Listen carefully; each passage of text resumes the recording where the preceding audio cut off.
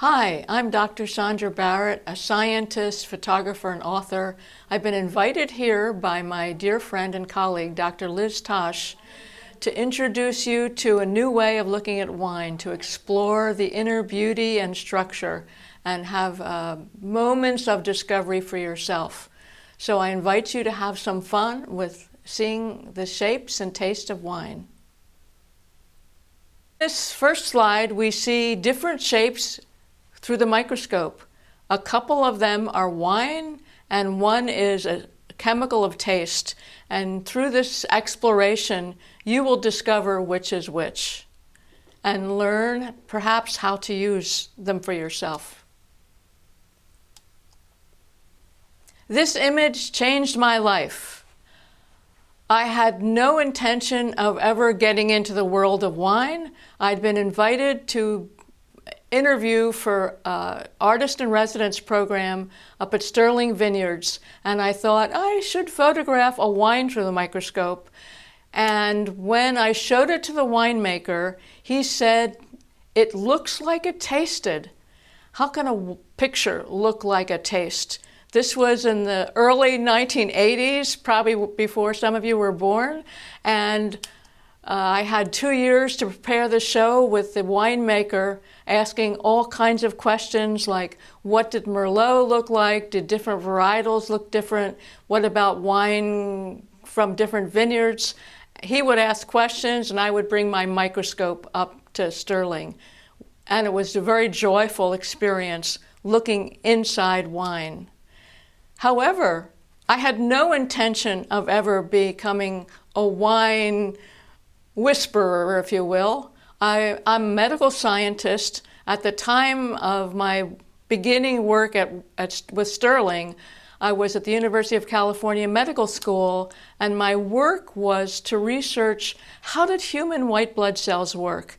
How did they mature? What can we learn about them in order to be able to diagnose human leukemias in much more objective ways? A leukemia is a cancer of the white blood cell, and there are probably 15 different kinds of leukemias, and they're not easy to diagnose. So that was the work I was embarking on for many, many years. Here's an example of some human leukemia cells, and what was very obvious to me after having experience of looking at normal cells was the abnormal shapes, the chaotic differentiation and maturation of these cells. I began to leap in my mind that cells that look chaotic create chaos in the body, a little bit of form following function. Many of my research studies were with children with leukemia, and one dad came up to my lab asking me to photograph his son's leukemia cells. This was way in the early days before imagery was recognized as being something useful in medicine. And I soon started bringing slideshows, the old kind of slideshows, to pediatric oncology clinic for children to see what normal blood cells look like, what abnormal cells look like, and an accident, if you will, that took me to the Science Museum in the Golden Gate Park showed me that the microscope I was using to photograph cells could be used to photograph molecules. And the exhibit there was of chemicals of the brain, which were incredibly beautiful. I had no idea, even though I'm a biochemist, I had no idea that chemicals had any reality or anything other than stick figures in textbooks. So I began photographing the chemicals of life to share with children some of the beauty that was inside. This first picture is vitamin B12. It's made up of pentagons, if you will, and the color comes from cobalt, which is the mineral held in the center of the molecule. The same shape molecule is used to make hemoglobin and chlorophyll, another program.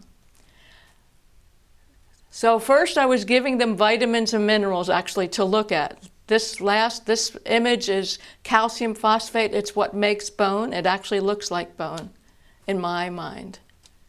Then we get into other minerals. This is a mineral silica, silicon dioxide, that helps in the growth of bone. It also helps in the growth of plants, especially making the stem flexible and strong.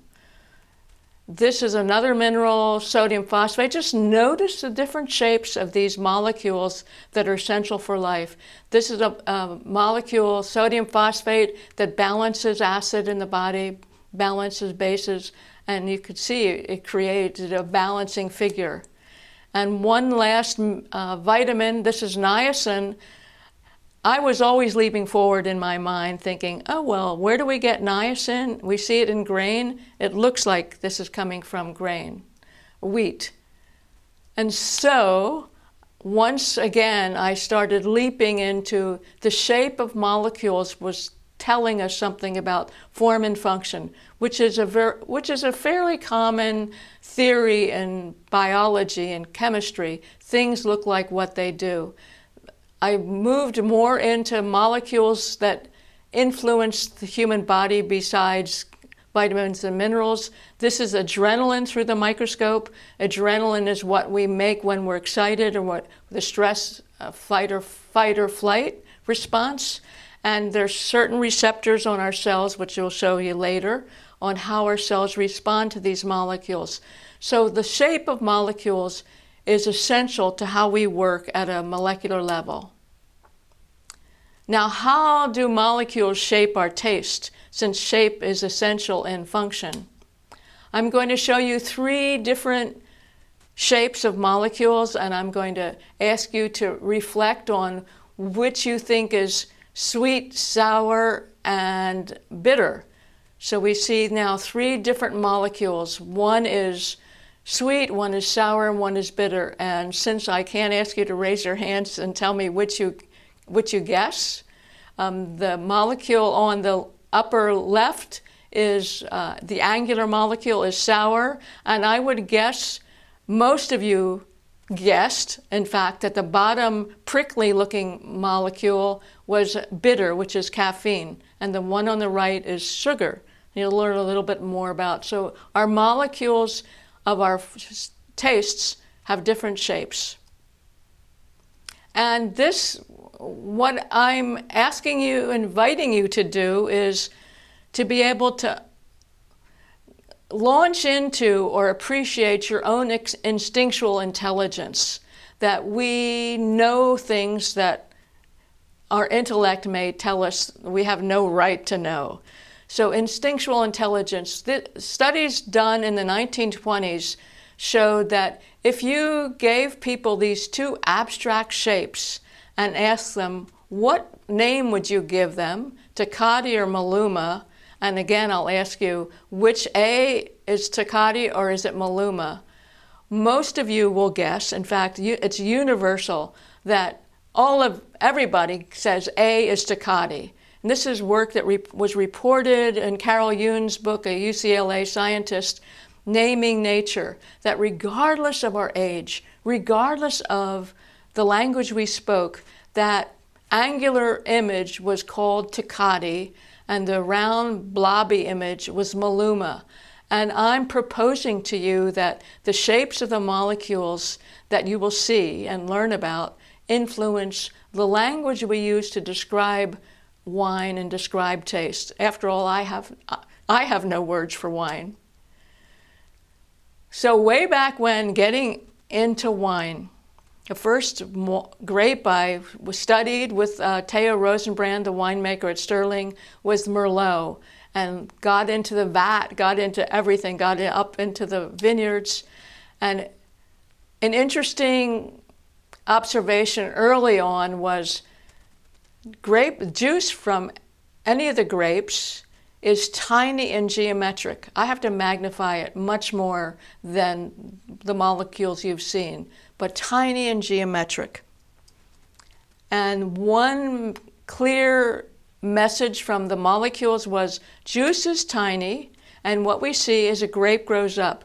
So how we understand wine is usually wine ages, most wines can age for a little while, and they change how they look. They may soften, they may become more complex, and that's exactly what we see. So here's Merlot at 1 year. The forms are much larger and more complex, and here's Merlot, all these from Sterling, at 4 years old, much larger, softer, more drinkable wine. So a wine grows up, a grape grows up, and we can see that as well as taste it. An obvious question was, well, are all juices from vinifera grapes tiny and geometric? Here we have a Merlot, yes. Here we have Cabernet Sauvignon, yes. Here we have Pinot Noir, and now we have Chardonnay. So all grape juices, when they're freshly squeezed out of the grape, are tiny geometric forms, and they're very simple. This is an example of fermentation, what happens at the next stage after we've pressed the grape juice. The forms that look like sort of diamonds are most likely tartrates, and in the background you see these tiny, tiny round creatures, which are yeast. This was a Chardonnay fermentation with cultured yeast, just to give you an example of what transformation begins to look like. We see more light because of the alcohol being formed. When I started doing this photography, not being a wine scientist at all, people were always saying, oh, all you're photographing are the tartrates, the tartaric acid, you know, the crystals on the cork on a white wine. So of course I had to go and photograph what does tartaric acid look like, and learned a lot about that this is an acid that's only found in grapes, which gives grape a unique molecular disposition, if you will. One question I'm often asked is, where do the colors come from? If I'm photographing through a light microscope, there's the image on the left shows what it looks like, what the tartrates would look like with no polarizer. The microscope I use has polarizing prisms, and on the right side you see what the difference you see with the colors come through basically me dialing the prisms, and I can see what color I was shining on to the crystals, and then the material itself refracts the light. The advantage of using a polarizer with your microscope, because anybody could go to their lab and do this, is that one, you get more definition of what you see, and two, you also get a more three-dimensional expression as well as a textural. I can get a sense of the texture of what I'm seeing under the microscope. So we're going to leap into a little more science of the 5 chemical tastes. We might think our tastes are not important to us, other than giving us pleasure, but I see them as their gatekeepers for survival.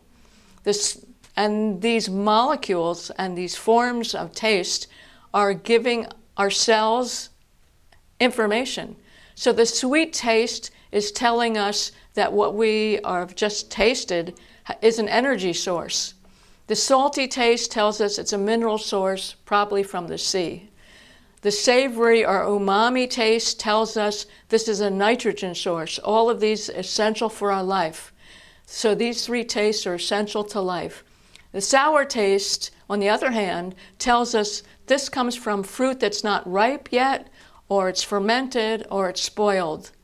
And then the bitter taste, like that prickly caffeine, warns of danger, of anything that's potentially toxic, to not take in too much of a bitter substance. So into a little more detail of the shape of taste. Here's sour. And what we see with sour, this is sour malic acid from unripe grapes, unripe apples. This is citric acid from lemons, limes, and we see that all acids are sour, all acids taste sharp, and their forms are angular and sharp. The taste comes from hydrogen ions, electrically charged ions. Now we have another angular molecule of taste, salt, salty.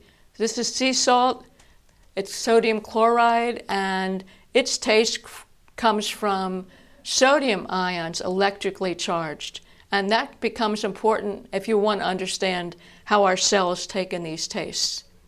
But what's interesting in terms of wine, if we taste a wine that's too tannic or bitter that we don't like, if we put a little salt or a little squeeze of lemon on our food, all of a sudden the taste of wine changes.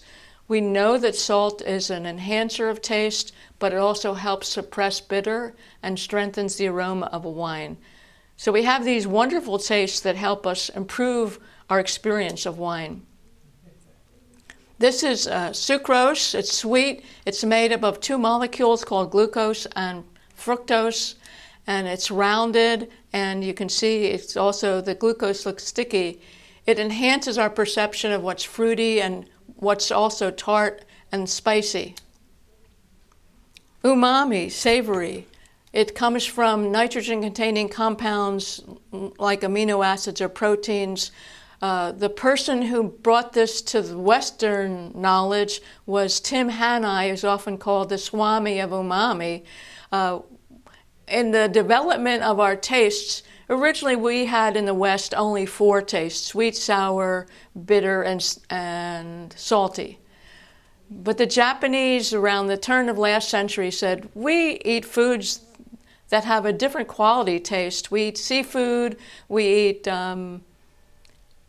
seaweed, and they were able to isolate MSG, monosodium glutamate, a nitrogen-containing compound, which is one of the features of the taste of umami. In fact, this photograph is umami, received from Ajinomoto. MSG has gotten a lot of bad rap, but essentially it's been used to enhance the flavor, a meaty flavor of a broth. You can taste a little bit, you don't need a lot. Our bodies, by the way, do make MSG. And you see that this molecule is round, it rounds out our taste. In case you are unfamiliar with what would be savory umami foods, cheese, mushrooms, soy sauce, seaweed, tomatoes, all of these foods for the most part will influence or improve your experience, at least of red wine. Don't we often serve cheese and crackers with wine? Now we know why. Bitter, prickly.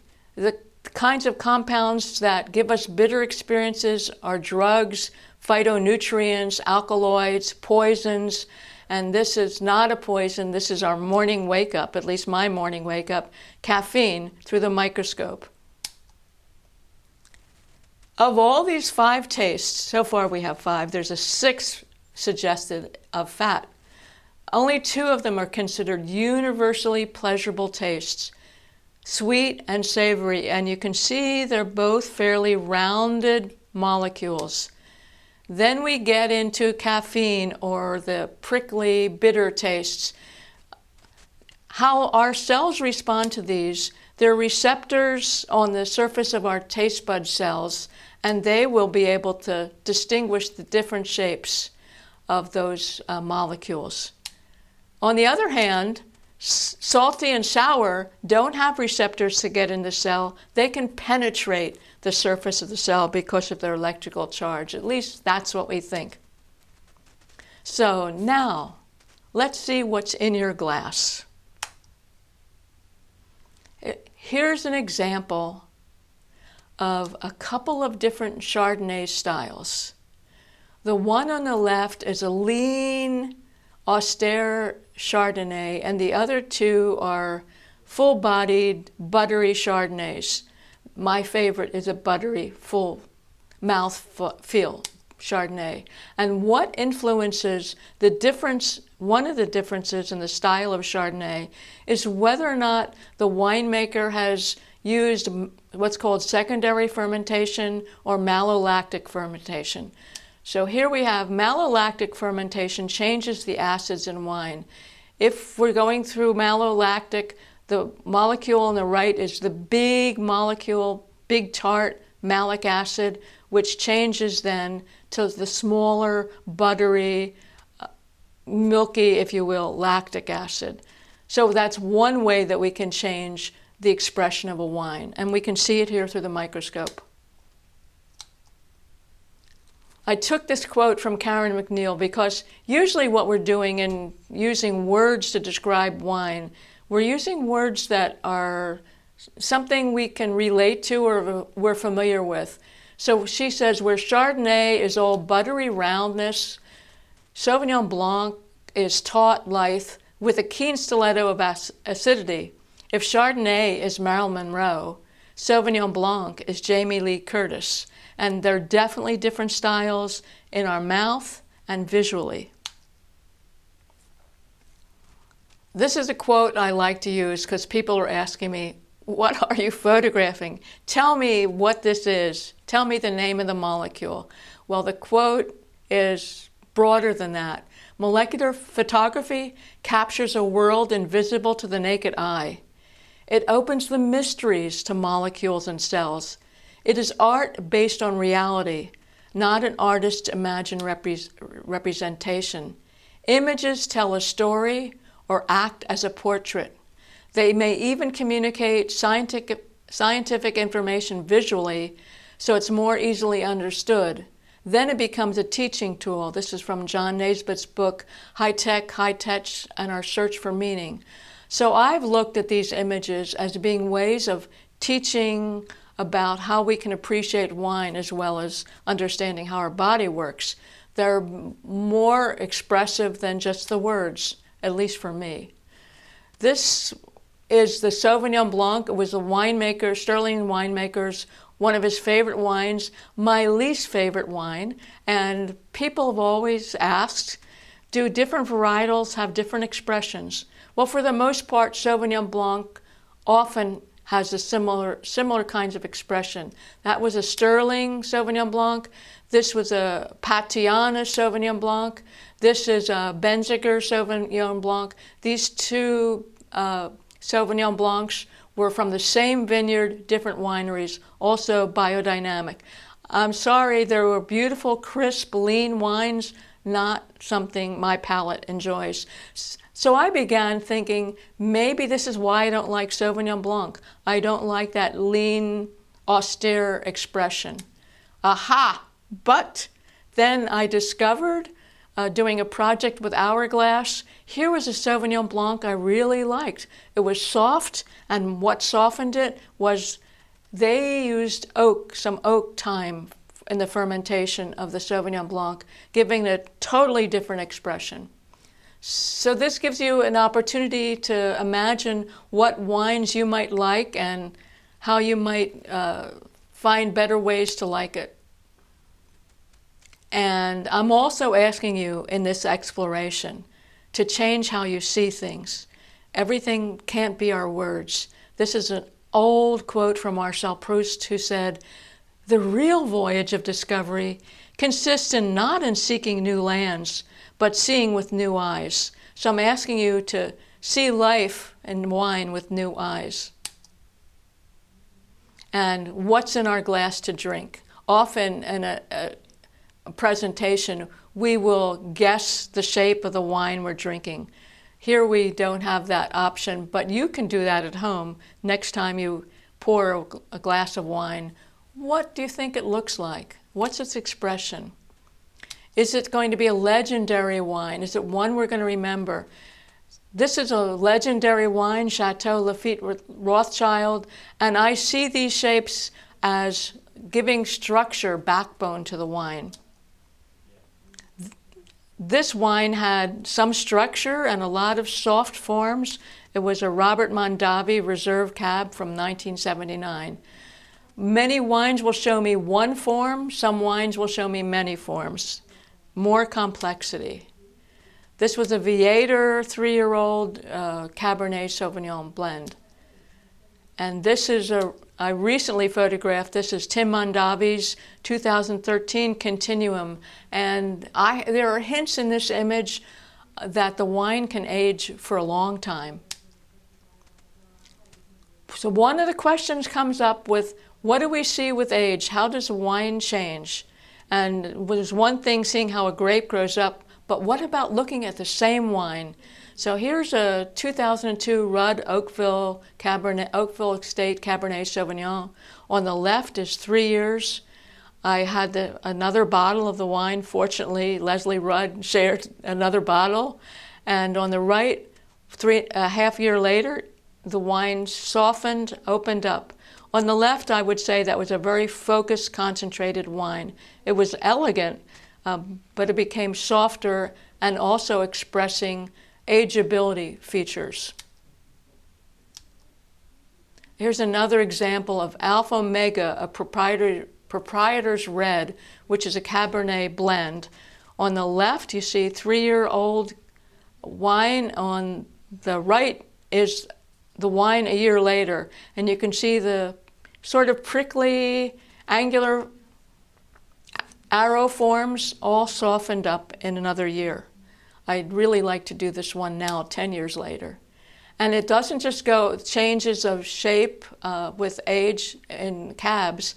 Here's an example of a Pinot Noir from Jericho at 3 years and 4 years, getting larger and more complex. It's pretty amazing to really be able to see it as well as taste it.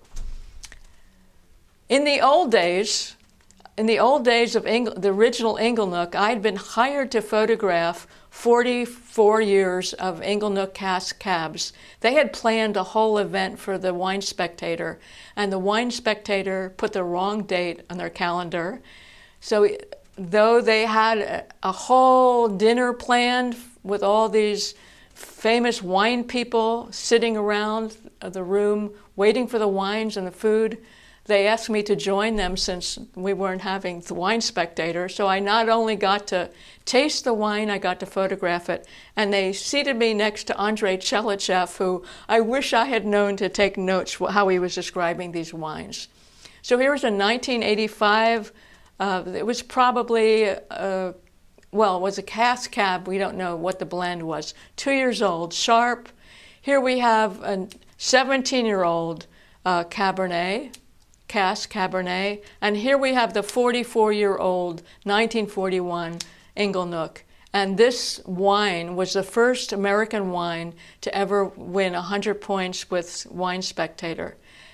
And a wine writer I met when I started doing this work again in 2000 told me he had actually tasted this wine again around 2004, and it still was quite livable and vital. However, there are wines that begin to fall apart. They don't live 44 years. We have probably not that many wines made in California that live 44 years now.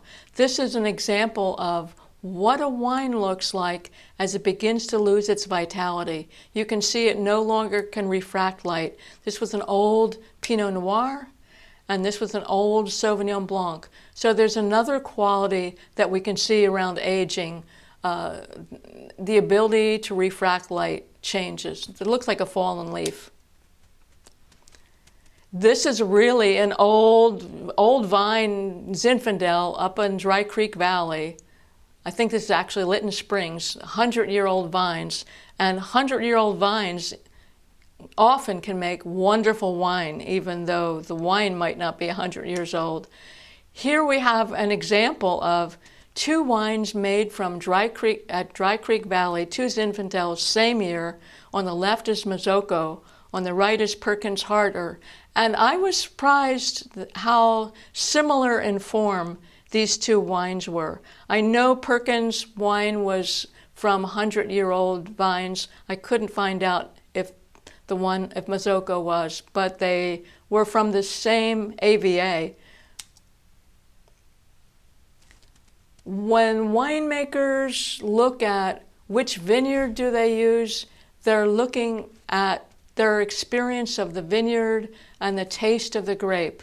Here we can see an example of different vineyards providing different qualities to the wine. This was a project I did with Hourglass, looking at 2012 Cabernet Sauvignon. This was everything seemed to be 3-year-old. On the left was the cab made from the Hourglass vineyard, and they have another vineyard called Blue Line, and you can see there was a lot more structure or backbone from that vineyard. And I believe we can learn a lot about how to blend our wines if we use a little bit of photography. How we grow our wines, many winemakers say we're wine growing, we're not wine making. How we grow the vineyards influences also what we'll see, not just the backbone.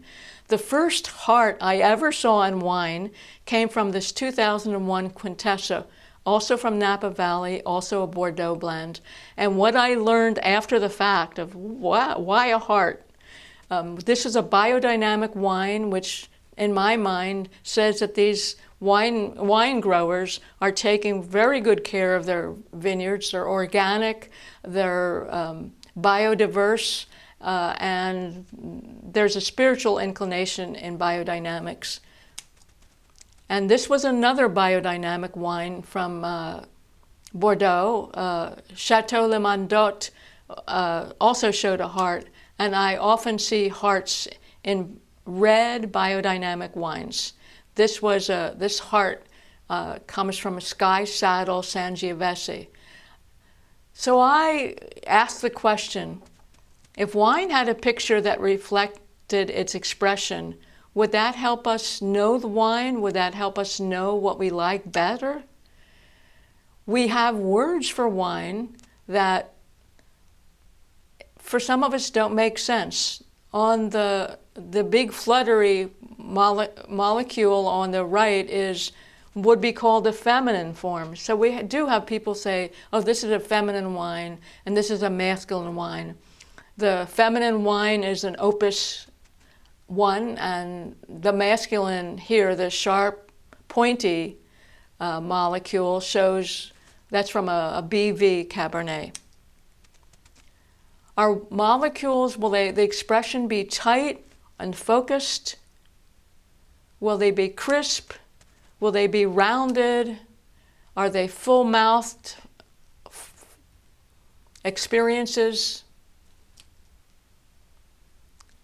Where do our words come from that we name wine? Pat Simon, so I'm not the first one who ever looked at wine shapes. Pat Simon was one of the first masters of wine. He's a British wine merchant, wine expert, a consultant to the World Bank on wine, and he talked about how he experienced wine. He would see images, and he would see the images change in his mind as the wine changed. And some of his shapes are very similar to what we see through the microscope. I'm often asked, what am I seeing? What are these molecules? And my answer is usually the beauty of wine. It also is an answer that is unsatisfactory for scientists because they want me to name what these are. And what I really believe about the photography, I'm capturing the way the molecules come together in the elixir of wine, the congregations of molecules, if you will. Another example of the shape of molecules influencing our experience of taste and flavor.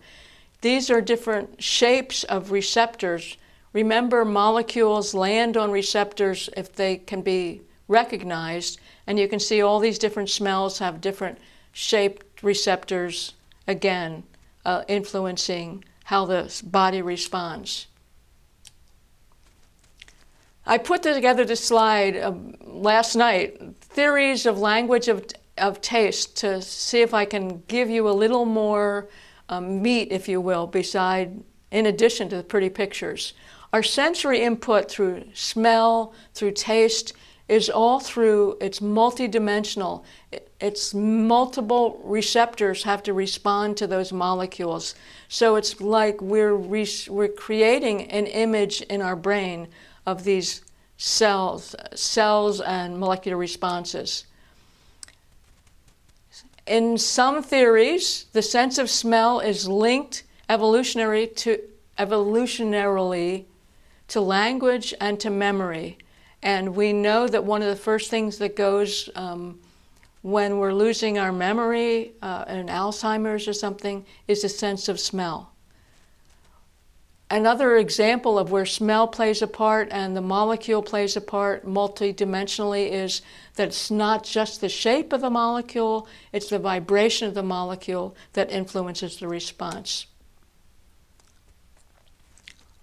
So I will propose to you that our molecules provide information because of their shape, because of them, they're being recognized. Our cells are pattern recognizing individuals. And our images that we might imagine for, oh, this wine tastes like, it looks like, is another way for us to know and remember wine. It takes us into our trusting our intuition and our imagination, if you will. So here's two different images. You might want to guess, how would that wine taste? Another quote, since I'm always struggling for words with wine, this comes from Jamie Good in The Science of Wine. What we're doing with our tasting notes is using a code language that gives information about a number of aspects of the wine. We should take ourselves a little less seriously when we're attempting the difficult job of describing wine in words. And I have leaped one more time saying, maybe what we're discovering through the microscope are wine glyphs or a wine code that will help us understand wine more deeply, or at least to have more fun with it. So I'm inviting you to imagine wines in the future. What might the bottle look like? We may have a bottle labeled with a masculine form or a focused form or rounded form. What's in our glass? What's coming out in the flavors of the wine? Will we have all these little glyphs on wine bottles to inform us, this is the one you're going to like best? So I'm inviting you to take that project on and to be able to dance with wine and have a good time with wine. And I've had such a wonderful time with wine. A few years ago, I decided to write a book called Wine's Hidden Beauty that covers a fair bit of what I've covered in this presentation. And I thank you very much for being part of this journey into the exploration of wine, having new eyes, and I invite you to open your awareness and imagination to when you drink wine, what does it look like? Thank you very much.